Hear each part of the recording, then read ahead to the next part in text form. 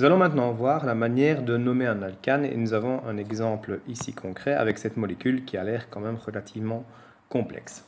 La première chose est de repérer la chaîne de carbone la plus longue. Si on regarde ici, on va partir de gauche, 1, 2, 3, 4, 5, 6 atomes de carbone. On peut regarder après une autre chaîne, 1, 2, 3, 4, 5, 6. 1, 2, 3, 4, 5, 6. 1, 2, 3, bref, la plus longue chaîne de carbone. Dans ma première étape, retrouver la plus longue chaîne de carbone, ce sera 6 carbone. Donc, c'est un dérivé, sans doute, de l'hexane.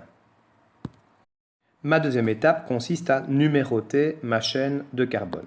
Si je numérote ma chaîne de carbone, je peux avoir, et que je numérote chaque carbone, pardon, 1, 2, 3, 4, 5, 6e carbone.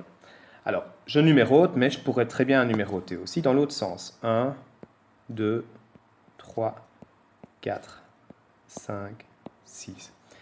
On va voir par la suite qu'une des numérotations sera privilégiée. Et pour connaître la numérotation qui est privilégiée, eh bien, il faut regarder les différents groupes qui se trouvent sur cette chaîne. Sur cette chaîne, on peut voir ici qu'il y a un groupement. Il y en a un ici aussi, il y en a un là, et il y en a un ici. Ces deux groupements, ce sont des groupements méthyl, des groupements CH3. Ces deux groupements, ce sont des groupements éthyl, puisqu'un groupement CH2, CH3, eh bien, c'est un groupement éthyl. Eh bien, si on regarde, ça veut dire que, par rapport à la chaîne rouge, il y aurait des groupements en position 2 et en position 4. Donc, ça veut dire que en position 2 et en position 4, si j'additionne ceci, les deux positions, ça fait 6. Si j'utilise l'autre numérotation, j'aurai un groupement en position 3 et en position 5. Ce qui veut dire que si j'additionne 3 et 5, ça fait 8. Eh bien, on va privilégier la somme la plus petite. Donc, la numérotation qui sera utilisée, c'est la numérotation en rouge.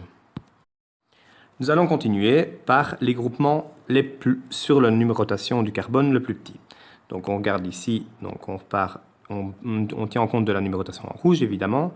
Donc, 1, 2. Sur le 2, il y a 2 méthyl. Ce qui veut dire que nous aurons du 2, 2, diméthyl. Pourquoi diméthyl? Eh bien, parce qu'il y a 2 méthyl. Et pourquoi 2,2? Parce qu'en position 2, il y a 2 méthyl. Donc 2,2, entre chaque chiffre, on met une virgule. Donc on doit mettre tous les numéros de position. Donc pour chaque méthyl, ils sont en position 2.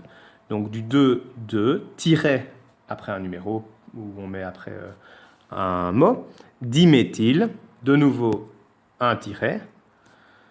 Alors après, on va revoir ma chaîne. Position 3, rien de spécial. Position 4, on voit qu'il y a 2 éthyl.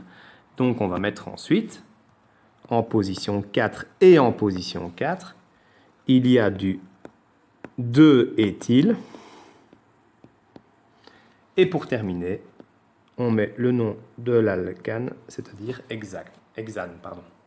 Donc on a bien en position 2 et en position 2, 2 méthyl. En position 2, 2 méthyl. En position 4 et en position 4, 2 éthyl. En position 4 et en position 4, 2 éthyl. 2 éthyl. Et puis pour terminer, le long de la plus longue chaîne, hexane. Voilà comment on renomme un alcane.